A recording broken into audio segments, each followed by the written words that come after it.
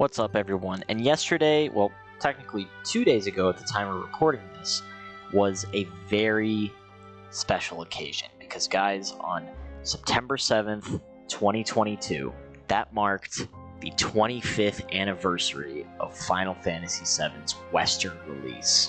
Before we get into it, I just want to say that I meant to have this video posted on the 7th. However, I've been very busy over these last couple of weeks, but that's alright. We're not here to talk about any of that today. We're here to celebrate Final Fantasy VII. Now, as I'm sure most of you guys know by now, Final Fantasy VII is one of my favorite games of all time, and it's also my first Final Fantasy game that I played, and the first one that I beat. It's really just, it's insane that that game is 25 years old. I mean, it's 5 years older than me. You know, so I wasn't around when it was released initially. However, my personal experience with Final Fantasy VII was, I remember back in 2015, I remember seeing the E3 coverage about the remake for Final Fantasy VII. Like, at the time, I wasn't a Final Fantasy fan. You know, I, like, pretty much thought, like, oh, like, there's so many Final Fantasy games, how am I supposed to get into the series? Of course, I didn't know at the time that the Final Fantasy games, for the most part, take place in their own worlds, and, you know, obviously there's common elements, but they all are like self-contained stories. I didn't realize that at the time, so it was very intimidating to get into the series because of that preconception that I had. And like I said, I remember just, it was E3 2015, and there was that teaser for the remake of Final Fantasy VII. And I remember after that happened, just seeing like this outpouring of people losing their minds about this, and like that really caught my attention. I was like, whoa, okay, this Final Fantasy VII game, like what's so special about this, you know? And I like it made me curious, right? So I tried playing the original on PS4 on the HD port, and you know, I didn't immediately connect with it, right? So what happened was, about a year later or around that time frame, Final Fantasy 15 came out, and I was like, oh, another Final Fantasy game, a new one, I'm gonna try this one. I remember trying the game, I didn't really get into it, and then I was like, oh yeah, I still have Final Fantasy 7 to play, you know? I was like still curious about the remake, even though it was pretty much like dead silent back then about what was going on with the remake. And so I went back to playing 7. I ended up, actually that was like a couple years after I played 15. I didn't really get into it. I did go back and beat 15 later, but I beat 7 first. And I went back and played 7, and I was just, you know, despite the graphics having not aged super well, it was like an unforgettable experience, you know, just like the characters, the story, the themes, the combat system. That's basically my first like traditional turn-based JRPG outside of Pokemon, right? So I was only used to like traditional turn-based, and then FF7 was like, whoa, what? Like, things are happening real time, and I have like this time meter that's, you know, that determines when I can attack, and I have to like think on the fly, and that was so fun and engaging for me. It still is super fun and engaging. I love the ATB system. The game starts out pretty linear, and then you leave Midgar and you're in this huge open world. I mean, you literally have the entire planet to explore, you know? It's a little daunting, but it's also exciting, which I think is perfectly reflected in the main theme of Final Fantasy VII, which I've probably had playing in the background for most of this video.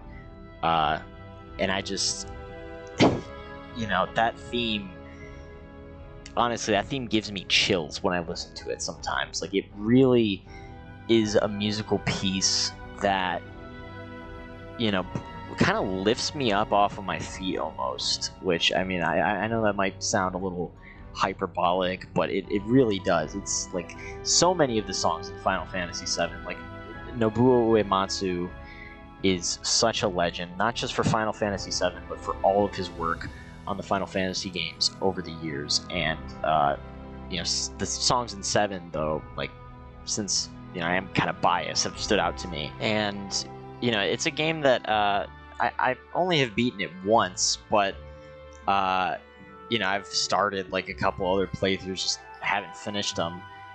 And it's always so fun to go back to, like, just to replay that story, and maybe pick up things that I missed the first time. It's such a timeless classic, such an epic of an adventure, of a tale. And it's a globe-trotting adventure, essentially, to save the planet, which is like not really how the game starts out. Again, the game starts out linear, and then it opens up, and that's fine. I mean, the Midgar section is very impactful and very well put together, and it serves its purpose very well in the game's narrative and just the game's like the tutorial section almost of the game. Final Fantasy VII is truly legendary, and if you are at all a fan of JRPGs, even if you're not a Final Fantasy fan, 7 is a great place to start.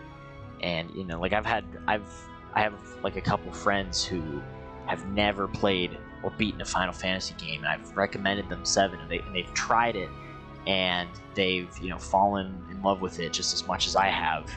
And that's so awesome to see that still in this day and age, Final Fantasy VII still has a profound impact on people, with its story and just its gameplay and everything, the whole game, the whole picture. I just, I think that is a legacy that would make anyone so proud to have been a part of a team that made a game that can move people like that. And so, I just want to say thank you and congratulations to all of the people who worked on the original Final Fantasy VII, a lot of which, or at least some of which, are still working on the remake project too, which is just insane, and that's, again, like, I thank them for that too. The remake project is also incredible. I want to thank all of the creators, the content creators actually, who I saw lose their collective minds over Final Fantasy VII back in the day, because if I didn't see them, or I mean the remake, they lost their collective minds over the remake being announced. If I didn't see that, I probably never would have been inspired to play what is now one of my favorite games of all time. I can't believe it's 25 years old. That's absolutely insane. And again, congratulations to everyone who worked on it. I'm really excited for Rebirth and the eventual third part of Remake. If you haven't played original Final Fantasy VII, I will say definitely play the original before Remake. I think that's pretty important, but you can do it however you want. That's just my personal opinion. If you've watched the video up to this point, thank you so much. I really appreciate that, and I hope you'll consider liking and subscribing.